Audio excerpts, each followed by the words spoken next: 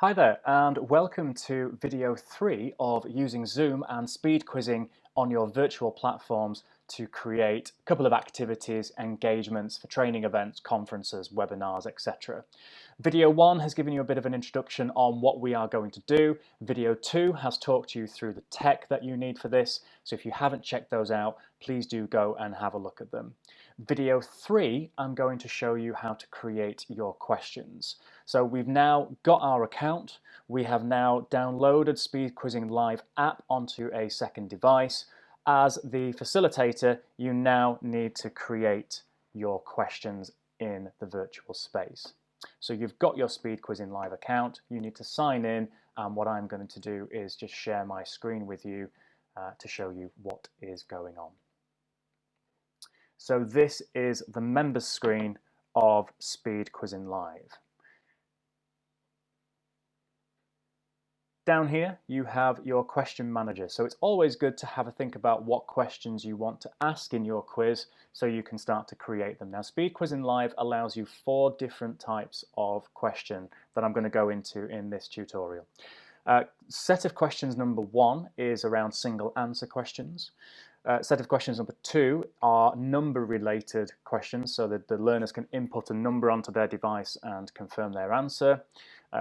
Section number 3 is a true or false or multiple choice type question where you can have maybe up to 5 or 6 answers and they have to select the correct one.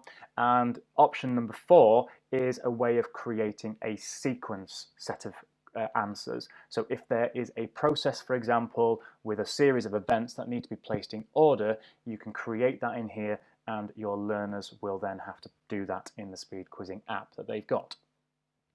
So click into the question manager and you will be given a screen that looks like this. So you can see we've got the create question, we have the round launcher, and we have the question library. The colours indicate the type of game that you want to use. Now for these sets of videos, I'm just going to use anything that works with the keypad game, the red, and if you look on the right hand side, red links to the 4 types of questions that I've already mentioned, the letters questions, multiple choice, numbers, and sequence. So very, very simple is you clicked the new question button and it will ask you to type your question. So, I don't know, what is the capital of France? And the answer, of course, is Paris. Now, here's the bit that enables the speed quizzing to work well. Rather than your learners having to type in the full answer, what speed quizzing will ask them to do is type the first letter of the answer to that question. So for single word answers, it's looking for the letter. So if it is Paris, for example, on their device, they will be clicking P to that answer within 10 seconds. And that's the thing, because they've got 10 seconds, we don't want them typing out lots of different words for that answer, for example.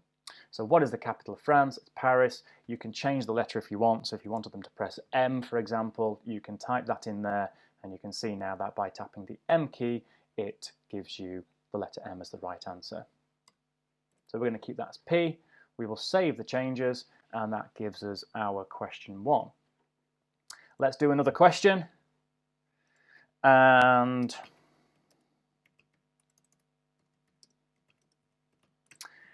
what year was I born? So we're looking for a number question here, a specific answer. I'm just going to make a year up. So the year I was born was 1900. And what your learners will have to do is when they see that question is typing the actual year, press confirm, and it will record that answer. And you can see on the right hand side, it's telling you what the game compatibility is. And as I said, we're going to keep with the red sets of games here. So it's highlighting it's a numbers related question. We can save that. Another question, this is the multiple choice. So that might be your question, what colour is the sky? And for multiple choice, you can put in a number of answers.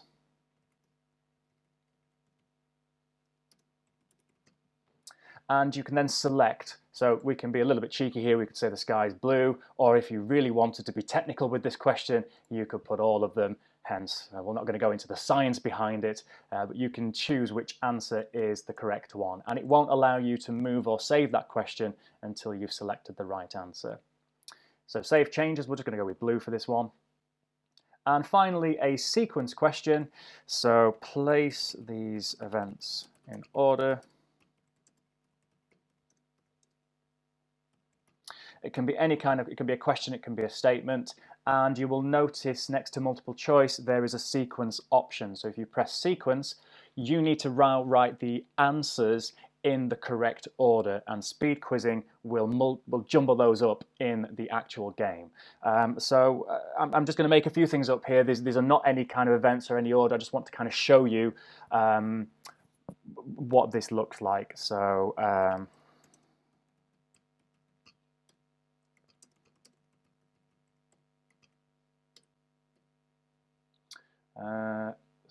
breakfast, I got dressed, something very important. So these could be a couple of the options, and that is written in the right way. So if this was my morning, for example, then the right answer is I had breakfast, I got dressed, I had coffee, and I went to work. When you get into the speed quizzing application, it will jumble those up.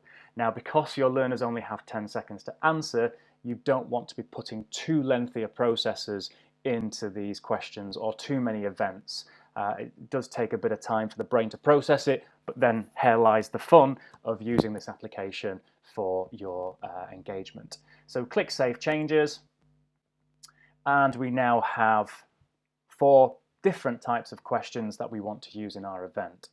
Last little thing is I tend to find putting them into a round if you're going to use multiple quizzes, and you can save these and use them later. So create a set of questions, call them something, whether it be process A, process B, history quiz, music quiz. You can save them all, save them to your device, and then you can just pull them up later on for doing the event again. You don't need to keep writing these things out. So under the keypad round, we said we were going to be using questions. Click the little pen, give it a name. So for this one is quiz 1. Hit your organizer key, and you can drag and drop, just grab hold of them, drag and drop into quiz 1. Once you've done that, you can then export this as a round, okay? And right at the top here in the right-hand side, you've got export selected round or export all rounds. So if you just want to export that one, you can click quiz number 1, export, give it a name, click OK, and that will download a file into your computer. So just check where files are downloaded. I'm using a Mac, and there is a downloads folder that shows me where that's gone into. Doesn't take very much space, but you will need to keep that on your laptop for accessing this in the future as well. Okay?